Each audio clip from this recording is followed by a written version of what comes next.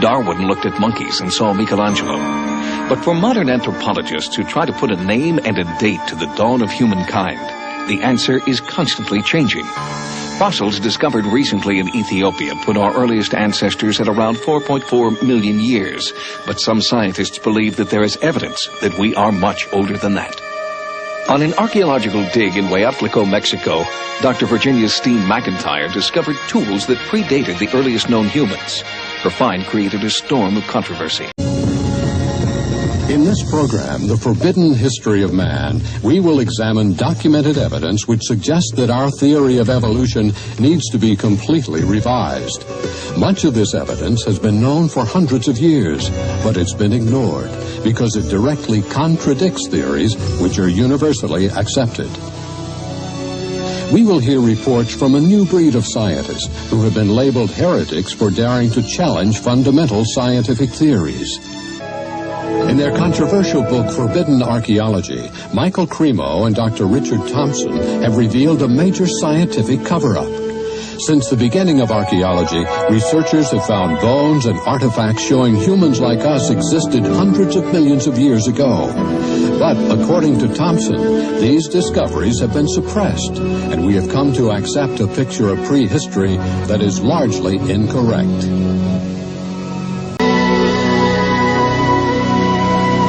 And please welcome Michael Cremo, who's the co-author of this book, The Hidden History of the Human Race. Nice to see you, Michael. Good to be here, Gary. This, I believe, calls into question Darwinian's theory of evolution. Is that correct? Yes, Gary. Essentially, that theory says that human beings like us have been around for about 100,000 years. And before that, you would have had only ape-man-like creatures. Before that, apes and monkeys. What we found, however, when we looked into the entire history of archaeology, my co-author and I did 8 years of research. We looked at every archaeological discovery that's ever been made, and what we found is that there are hundreds of such discoveries that indicate human beings like ourselves have been around for literally millions of years.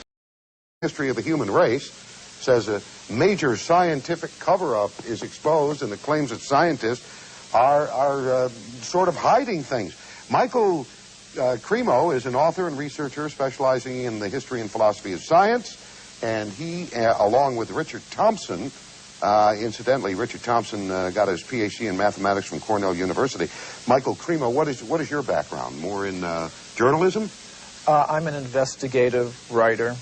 Investigative writer. In other words, you did most of the writing of the book? Most of the writing and investigating. I have to give you credit for this. Here's one testimonial that says, Hidden History is a detective novel as much as a scholarly tour de force.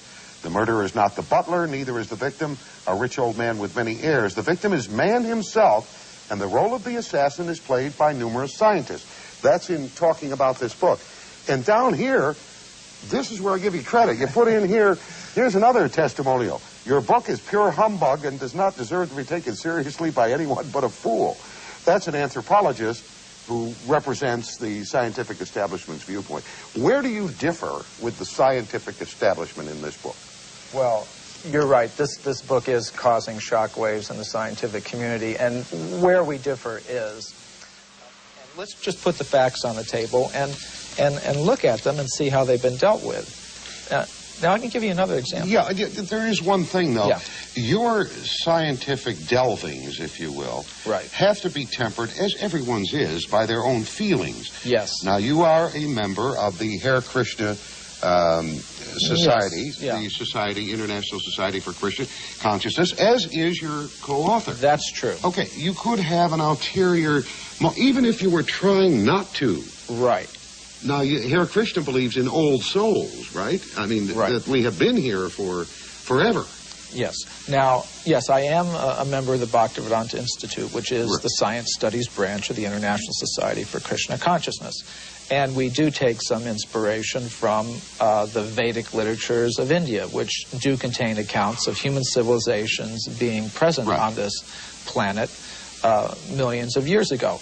But my point would be, if archaeology's actually a science, then it shouldn't matter, what your motive is. It's like bowling. If you bowl a strike, who cares if you're doing it for this reason or another? I mean, facts are facts. And a vast amount of evidence showing that human beings like ourselves have been around for millions of years has been systematically suppressed. And I can give you some examples. For example, in 1979, Mary Leakey, who's one of the most famous archaeologists of this century, discovered in Africa completely modern human footprints, no different from the footprints that you or I would make on a beach today. Now, the thing about these footprints is they were found in rock that was dated 3.6 million years old. And that throws out completely any idea of human origins that's current today. One of the questions I first came up with when I was reading the book that you did answer in the book that I'd like you to explain was that I said, well, gee, don't we have all these machines now that can look at the footprints or the bones or whatever, and that will just tell us how old it is? Oh, this is a very common perception. We have such faith in technology and those who employ it that when we hear about things like carbon-14 testing or potassium-argon testing, we think it really is a very simple process, almost like you pop something in the microwave and boom, it comes out. It's not like that at all. These are very complicated procedures.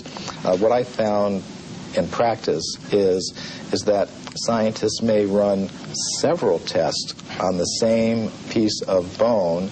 Some of the ages will be very great, some very small, and they will tend to pick the date to publish in their scientific literature that most fits the idea that they start out with about how old the fossil should be. I'd like to move along here in some of the additional myths that you have listed here, Michael Cremo. You have talked in terms of the fact that scientists don't cheat. That's a myth. You say there's actual cheating going on.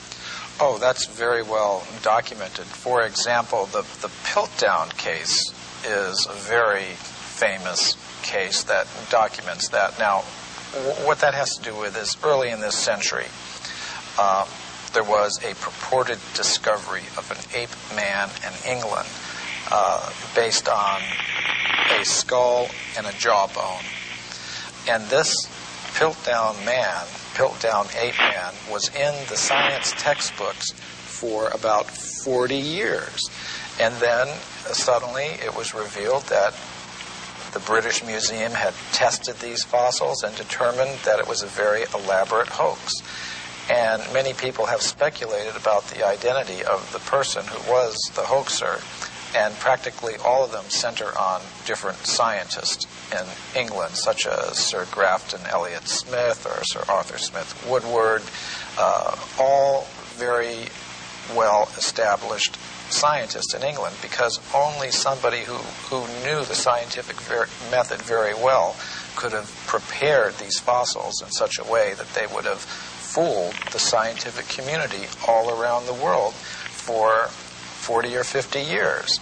So some scientist who wanted to perhaps give some evidence in favor of evolution, because there's not very much of it, invented this ape man.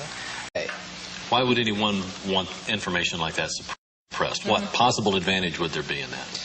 Well, power, prestige, money, there's a lot riding on it. If even one of the hundreds of cases that we document in the hidden history of the human race were found to be true, accepted, that would mean that everything we've been told about human origins and antiquity for the past 150 years is simply not true. And I don't think that the current establishment is ready to admit that. How long ago do you think that this evidence was suppressed? I mean, is this something that's been going on for years and years? Yes, this has been going on for about 150 years. Michael, that you have written evidence that goes against human evolution is reported only by crackpots. Now, this is one of the standard techniques that the scientific community tries to use against anybody that reports something that goes against their ideas. They try to label them in a derogatory way without actually discussing the facts. And I think we've all had experience of that. But the real facts is that actual scientists have, over the past 150 years, reported many astounding facts that go against the theory of evolution. And the present scientific community doesn't want people to know that. They want to promote the idea that anybody that's against evolution is somehow or other a religious fanatic, a crackpot, but it's simply not true. And I've personally met scientists who have discovered some of these things, and what happens to them is it's very unfair, the treatment to which they are subjected. Wow. Okay, so that throws a whole new spin on it.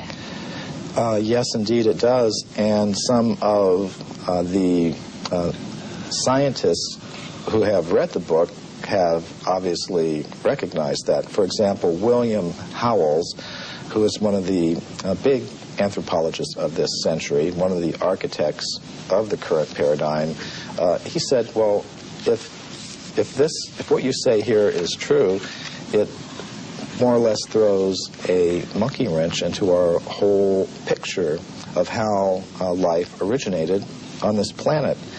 And I think it does. Okay, we're going to go to Anton in Brookfield, Wisconsin. Anton, how are you? Fine, thank you. Your comment. I've often wondered how the perfect complementary male-female systems of reproduction could have evolved from unintelligent life forms. You know, Anton, not only is that a good question, but also the point is if evolution occurred, it'd have to be simultaneous evolution of both species at the same time. Right. Because if it took 1 million years for the female to evolve, it would have kind of messed up the whole procreation thing, wouldn't it? Right. That's my question. A good question. Stay right there. Michael Cremo, your response. Well, I would like to put together a book called Darwin's Fairy Tales. And I think that would be one of them. You can just look at so many examples of complex structures and behaviors in different creatures, whether it's how the spider learned to spin its web, or how our human reproduction system came about, or any of these things. They're a complete mystery. They're not explained even theoretically by the evolutionist. And what they do is, when they want to explain anything, they just wave their magic wand and said, it happened by evolution. And that's why I call it Darwin's Fairy Tales. The subject matter of the next book that Richard Thompson and I are working on, we call it Human Devolution, because from the evidence that we can see, it appears that if our origin is not on this planet, we did not evolve from apes on this planet. We come from a higher spiritual dimension of reality. There's creation involved.